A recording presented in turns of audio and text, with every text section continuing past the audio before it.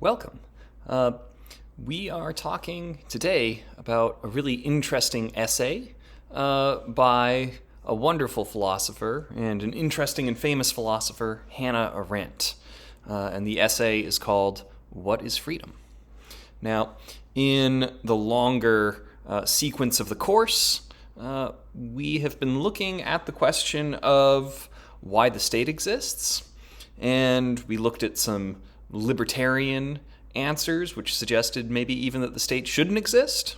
And then we've seen responses. So, for instance, Anderson, in her work Private Government, argued that, in fact, we can protect our positive liberties, negative liberties, and Republican liberties by, for instance, placing limitations on what an employer can do to a worker.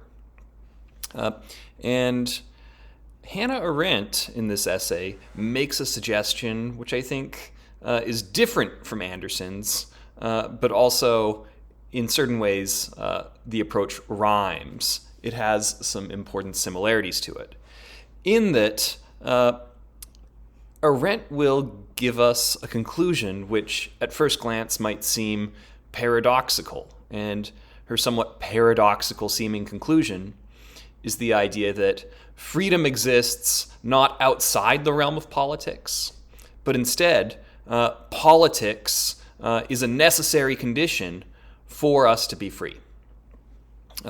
So that's where we're going to go.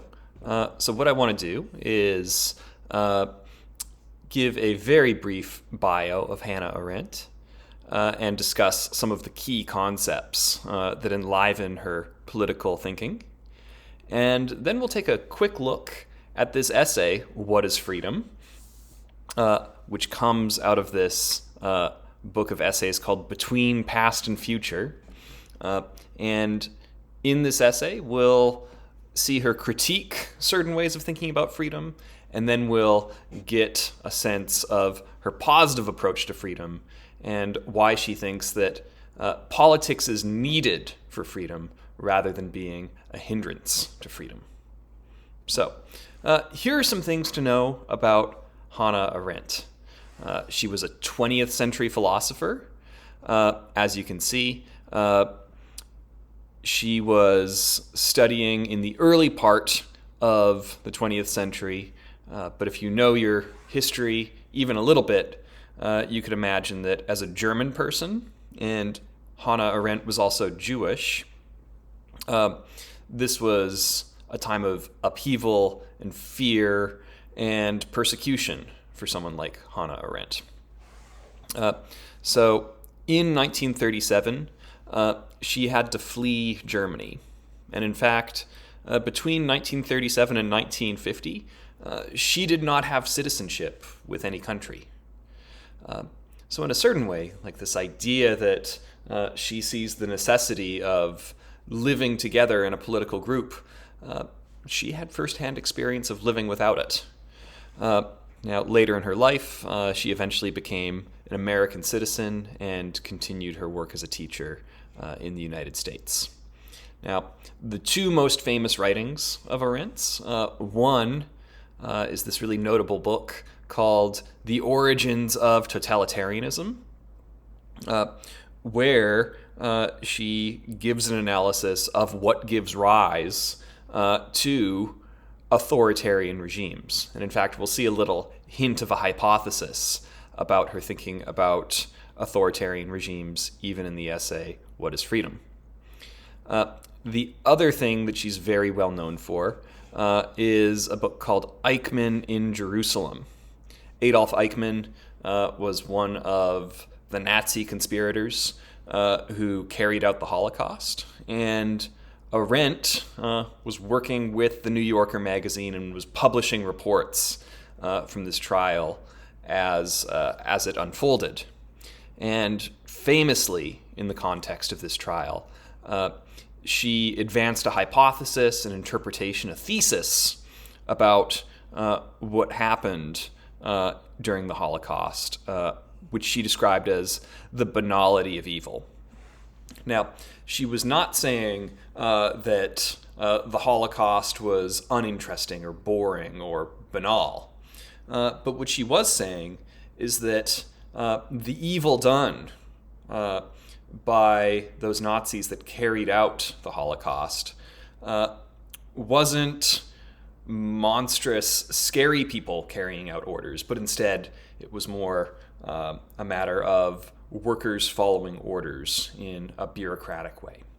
And this idea of getting in line and following orders explains, one of the worst atrocities in human history. And Arendt did receive a lot of criticism for this banality of evil thesis. If you want to learn more about that moment in her life, one good thing to look at would be a film that was made a number of years ago, not that long ago, called just Hannah Arendt. And this movie follows Arendt in the process of going to the trials in Jerusalem and then receiving criticism for her interpretation of what happened. So here are some central concepts for Arendt. If we want to get a sense for how she navigates the world as a political thinker, we can think about her focus on equality, plurality, and freedom. So let's just see what's said about equality. Now this quotation, I'm pulling it from a paper by Sari, but this is a quotation from The Origins of Totalitarianism. She says, "Equality, in contrast to all that is involved in mere existence, is not given us, but is the result of human organization insofar as it is guided by the principle of justice. We are not born equal, we become equal as members of a group on the strength of our decision to guarantee ourselves mutually equal rights. Our political life rests on the assumption that we can produce equality through organization, because man can act and change and build a common world together with his equals and only with his equals." So here's like a first thought that we get from Arendt. Equality is something to strive for in politics, but it's not a natural fact of the world. Remember, Hobbes told us that equality is a natural fact of the world, especially insofar as we are all vulnerable to being killed by one another. That's not what Arendt is interested in. She says that equality isn't a natural fact of the world. Some people are born with more capabilities in their body or with more opportunities in their social situation. But the point isn't that we're born equal. The point is that through organization, we can work to guarantee equal rights to one another. So for Arendt, equality isn't a fact of life so much as it is an achievement. But we can see this equality in light of what we might also recognize as plurality. I'm quoting this from a really wonderful paper by Sari, again. And in that paper, she says, Arendt understands plurality to be both a fact of existence, that men and not man inhabit the world. I guess we could say persons and not a people inhabit the world. It's a fact of existence and also a condition of political action, underscoring the relational aspect of political action. Let's unpack this. So one thing that we might notice is that when we're talking about plurality, we're just talking about the variety of different people that there are in society. Different people are different. And in this way, each of us is a unique member of society rather than a person in general, right? So men rather than man, right? Individuals rather than just examples of the prototype, right? But we also notice that it's a fact that people are different, but the fact that people are different is also an enabling factor. It's a condition of political action. So the idea that different people have different aptitudes and interests and situations in life is actually something that makes politics possible. We might even draw a friendly comparison between what we're seeing in Arendt here with Plato's idea that we will need different people good at different sorts of things in order to build a society where we come together to meet our mutual needs. Okay, so we have equality and plurality, and these seem like opposites, but we have them work together for Arendt. And then the last concept, and now we're looking at a quotation from this paper, What is Freedom? Arendt tells us that freedom is not only one among of the many problems and phenomena of the political realm, properly speaking, such as justice, power, equality. Freedom, she says, which only seldom, in times of crisis or revolution, becomes the direct aim of political action, is actually the reason that men live together in political organization at all. Without freedom, political life as such would be meaningless. She says, the raison d'être, that is, the reason to be, of politics is freedom, and its field of experience is action. Maybe to unpack this a little bit, she's saying the principles that motivate us in a lot of particular situations might be things like justice, power, and equality. These are things that we're actually focusing on, but she says that the real aim, the deepest explanation of why we work together in a political world is striving towards freedom.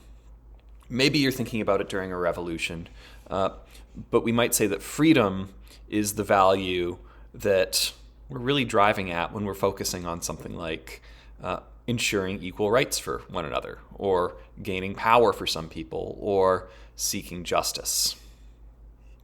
And so the idea that when we do politics, what we're really grasping at is freedom. So this will lead us to the next part of the discussion. What are we on about when we're talking about freedom?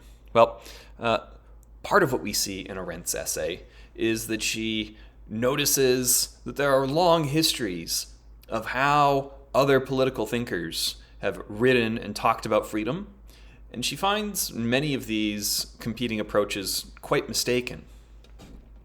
So, a big way of thinking about freedom is to think about what Arendt calls inner freedom. And we can think about inner freedom as something that emerges through Christianity. Arendt spends a lot of time talking about St. Augustine's way of thinking about freedom. And we might think about this sort of freedom as a power of your will, which is insulated from the outside world, and you use your freedom of will to evaluate different options that might come before you, and you use your freedom also to sort of push down certain desires and not act on them unless you voluntarily and freely choose them through your own power of will. And you also use that power of will to overcome desires. Right? Now, Arendt finds this approach to freedom as quite problematic.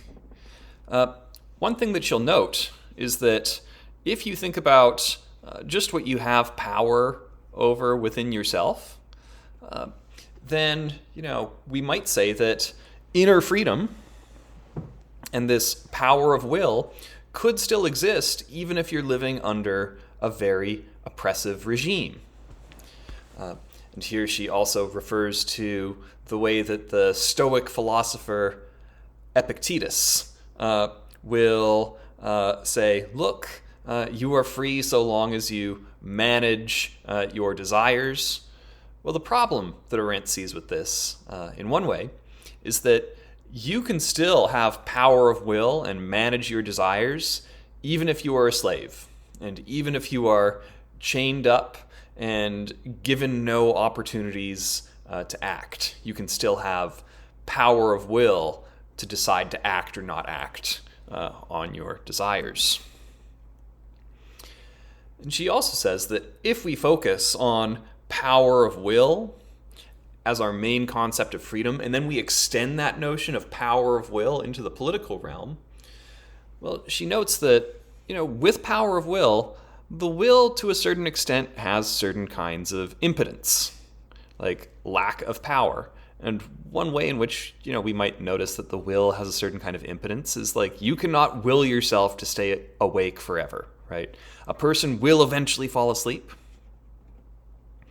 And insofar as the will is impotent and has an incapacity to generate genuine power, its constant defeat in the struggle with the self, in which the power of the I can exhausted itself. So she talks about the difference between the I can and the I will, whereas the I will is your power of will to overcome your desires. When we focus too much on the I will, this will to power, it will eventually turn into a will to oppression. So if you focus on freedom as the ability to carry out your deepest desires or your deepest intentions, that can sort of lead to a lineage of oppression.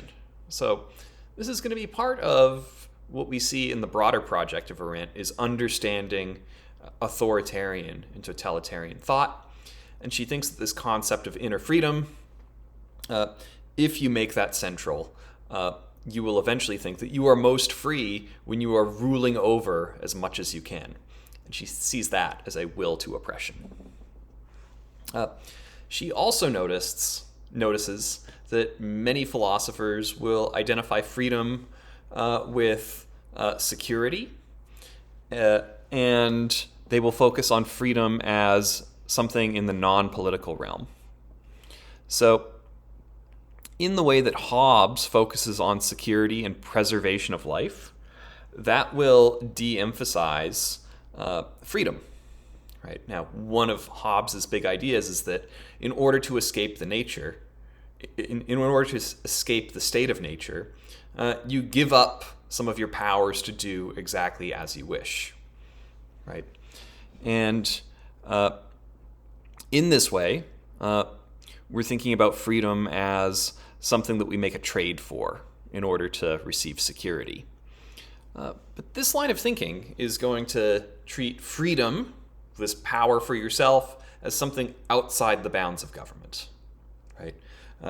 This way of thinking might say, well, when we start to do politics, we start to give up freedom. And we do it for the sake of security and protecting our life.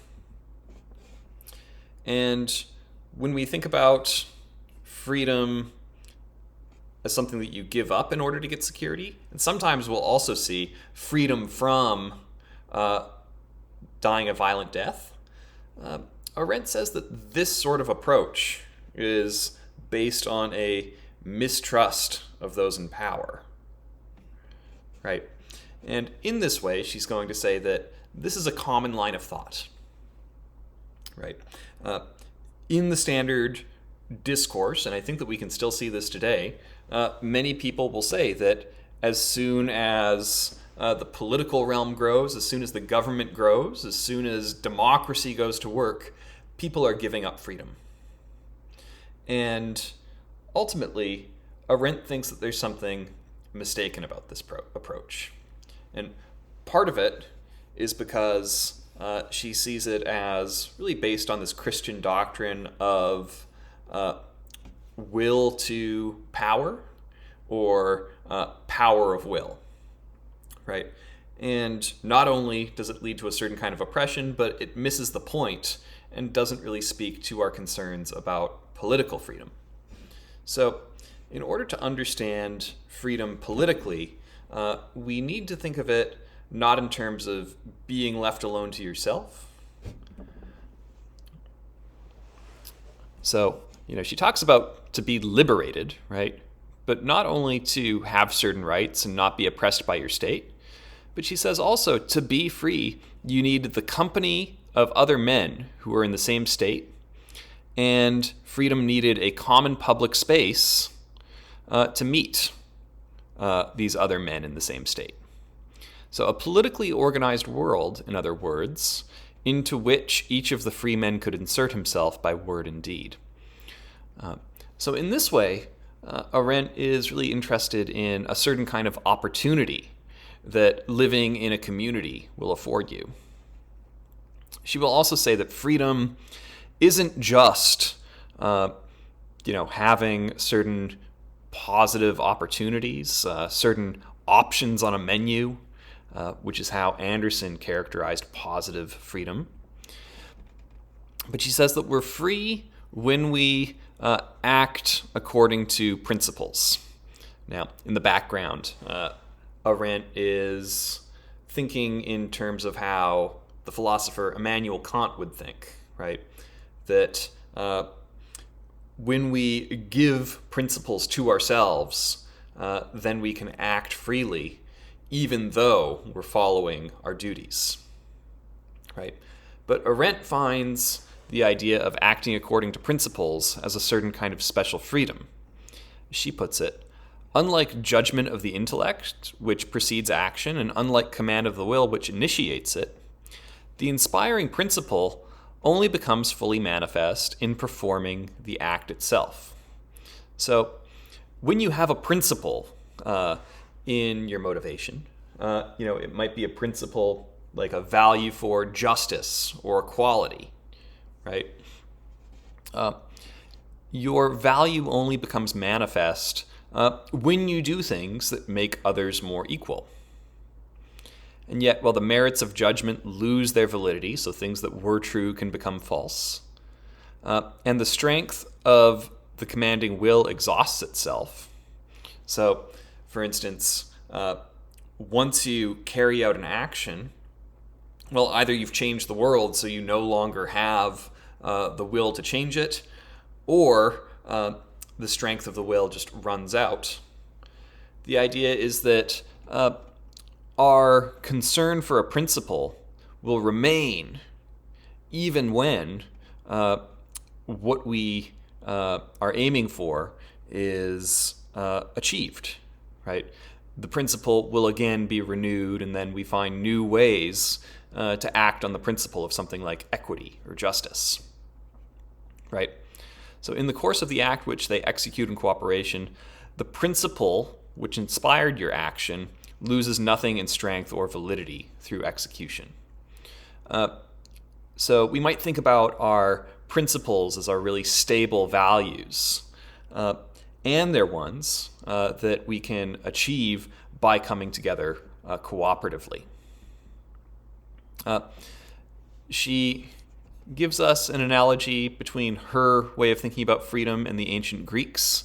And she talks about the concept of freedom as virtuosity, which we might think of the freedom of your action when you act according to a principle is a certain kind of excellence, right? We might think of your virtuosity as like the effectiveness of how you perform something. We might think of it as accomplishment in the way that you perform an action. Virtuousness is not skillfully producing an end product, but it's about the inherent features of the act as it's being performed. She gives us some really interesting analogies. She thinks that political action could be seen as quite similar to the collective action in creating art, right? But she says that we don't want to think about the state or the laws or society as a collective masterpiece. I think that one thing that would be problematic about treating the state as a collective masterpiece is that it would sort of subsume the value of each individual and their own individual rights. And we want to think about accomplishment in performance and not the end product. So we wouldn't want to think about effective political action as creating a thing, like a sculpture. But Arendt says that we can maybe draw some valuable analogies between the creation of the state or doing political action with the performing arts. So when we're thinking about the performing arts, we're thinking about performing in a play or doing a dance, or performing a song, right? The excellences of them aren't an end product, but they're an accomplishment that is right there in the moment of the performance, right? So just as the actions which bring people to a level of equality are a certain kind of performance of a principle, we might think of, a great performance of a song as, a virtuous accomplishment of, bringing out some sort of beauty, right? So she sees an analogy between freely and virtuously acting in politics and freely and virtuously giving a great performance in, say, dance or music, right? So it seems like Arendt's idea of freedom is that it is an acting on principle that we can only do together with others, and which is an ongoing process, right? She also notes that a nice analogy with the performing arts is that you need other actors in order to act in a play, and you need an audience in order to carry out a play. Well, that's quite similar to how politics is inherently something that we do together with others in order to enact, these values of things like equality or justice. And in this way, she says that freedom isn't just the I will. The I will is that power of will in the Christian tradition she was seeing in Augustine. She says that there's will, but there's also creation of ability. That might be, to my perception, creating the conditions for acting in a way that is congruent with your values. So, here's the big takeaway, and here's why I decided to put this reading right beside Anderson. Arendt is denying that freedom is to be understood as a power of will internal to a person, and she thinks that freedom is better understood as the ability to act on principle within a public space. Now, this gives us a new kind of freedom that seems distinct from the positive, negative, and Republican liberties that Anderson was interested in. Or we might think of it as a very complex kind of positive freedom, that this new capability that we get is something that we only get, and it's an important part of being human, to live together with others and to achieve certain things that we could only achieve in the context of a community. But as we saw in Anderson's reading as well, we find a critique of the view that every time the state gets smaller, we become more free, right? Because living together, doing politics, and that may eventually lead to, creating a government, creating a state, creating laws, creating social programs. This is a precondition for having political values that we can act on. So living together isn't a limit to freedom, it's a precondition for freedom. And that seems to be a valuable and interesting insight that we get from Arendt. So that's it for this discussion. I've just given you a brief little look at Arendt's approach in this essay, What is Freedom? It's a challenging essay, and there are a bunch of subtle moves, and I can't claim that I've got my head around every single line of thought in this essay. That's okay. Some philosophy is challenging, and what we do is we work through it and think about it and talk about it together. I think that Arendt would be rather pleased with the line of thought that philosophy isn't something that you do in solitude, but that we are in this practice of loving wisdom in a community, right? That we can only philosophize when we are working together in a group. But yeah, we were looking at the essay, What is Freedom? By Hannah Arendt from Between Past and Future. And I also was drawing on, and I learned a lot about Arendt from this paper by Yasmin Sari, her paper Towards an Arendtian Conception of Justice. So look that up if you're keen to learn more about Arendt's political thinking. So that's it for today. Thanks for listening in, and take care.